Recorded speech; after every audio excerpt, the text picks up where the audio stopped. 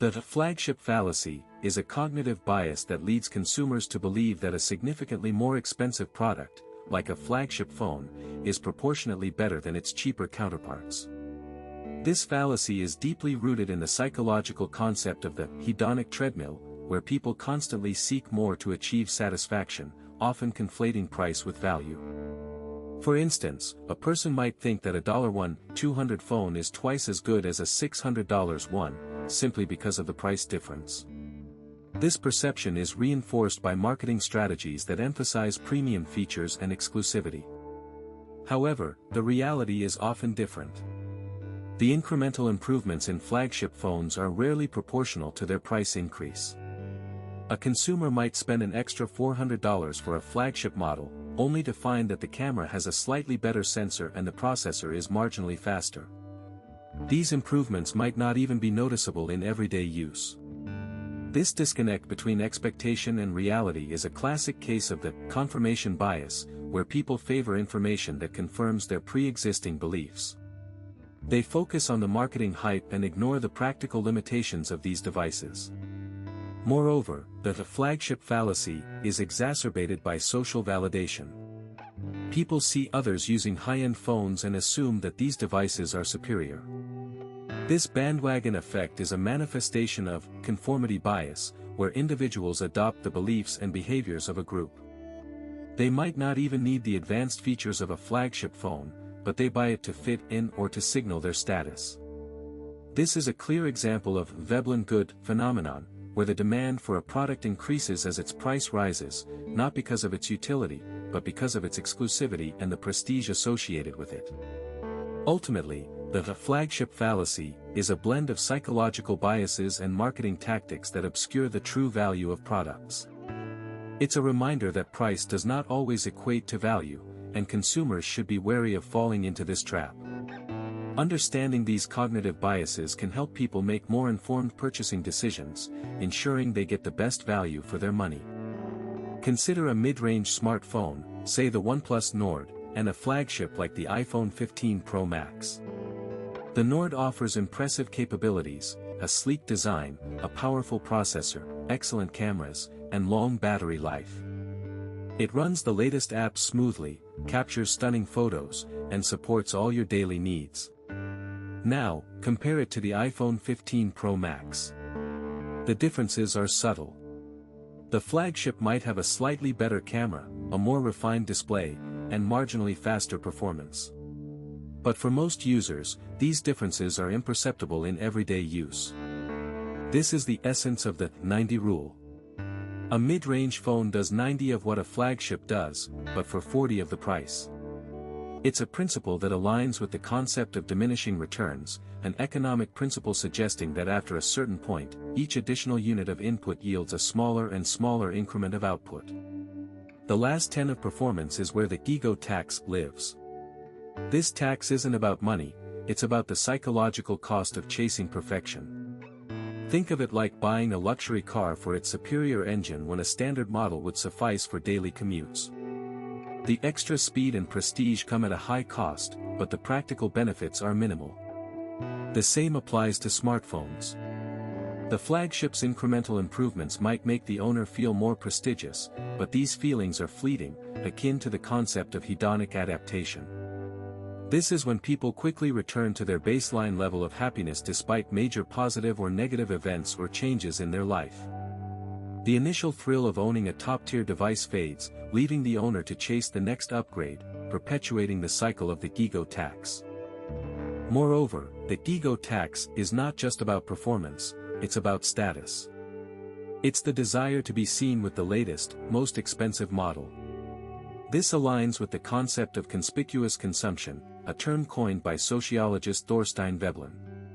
It refers to the purchase of goods and services to publicly display wealth rather than to cover basic needs. In this context, the ego tax is the premium paid for social signaling, for the subtle acknowledgement from peers that one has made it. But this tax is a double-edged sword. While it might boost the owner's ego, it also traps them in a cycle of constant upgrades and social comparisons. It's a psychological burden, a mental tax that the savvy consumer instinctively recognizes and avoids. By choosing a mid-range phone, they opt out of this cycle, focusing instead on practical benefits and genuine need. Consider the concept of self-determination theory, which posits that humans are motivated by three innate psychological needs: autonomy, competence, and relatedness. Those who don't buy Flagman phones often exhibit a strong alignment with these principles, particularly autonomy and competence. They prioritize what a device can do for them, rather than what it signifies about their status. This mindset is akin to what philosopher Arthur Schopenhauer termed will to power, not in the sense of dominating others, but in mastering one's own environment and tools. They view their phone as an extension of their capabilities, a means to achieve their goals efficiently. Take Sarah, a freelance graphic designer. She uses her phone primarily for communication and inspiration. Her device is a tool that keeps her connected to clients and fuels her creativity through design apps and online galleries. She doesn't feel the need to upgrade to the latest model because her current phone meets her needs. This approach reflects a deep understanding of her work and lifestyle, illustrating how her brain prioritizes functionality over prestige. It's not that she's indifferent to status, rather, she's acutely aware of what truly enhances her productivity and creativity. This is a practical application of sensory processing sensitivity, where individuals focus on what is most relevant and useful to them. Meanwhile, consider James, a software developer who values the problem-solving capabilities of his device. He uses it for coding, debugging, and staying updated with the latest tech trends. He upgrades his phone only when the new model offers significant improvements in processing power or software features that directly benefit his work. This reflects a rational approach to technology consumption, where the focus is on the tool's utility rather than its symbolic value. It's a conscious decision driven by the need for competence and efficiency. This mindset is a defense mechanism against the hedonic treadmill, the endless cycle of wanting more and never being satisfied. By focusing on what the device does, James avoids the trap of chasing status updates. Picture this: it's Saturday morning.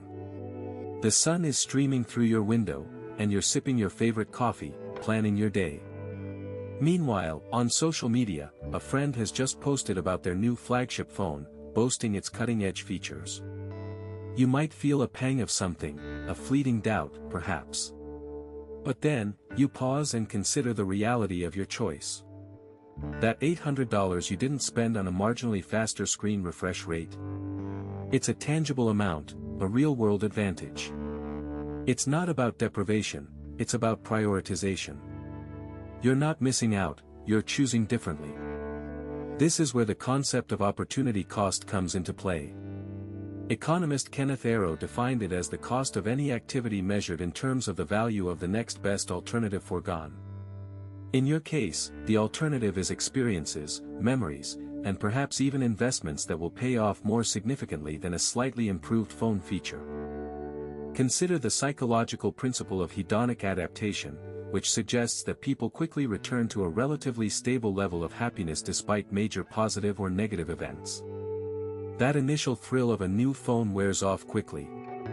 Meanwhile, the joy of a weekend getaway, a concert, or even a well-stocked emergency fund can provide lasting satisfaction and security. You're not just saving money, you're investing in a richer, more fulfilling life. The extra $800 could be a down payment on a memorable vacation, a contribution to a retirement fund, or even a safety net for unexpected expenses. Each of these choices offers a tangible benefit that a phone upgrade simply can't match.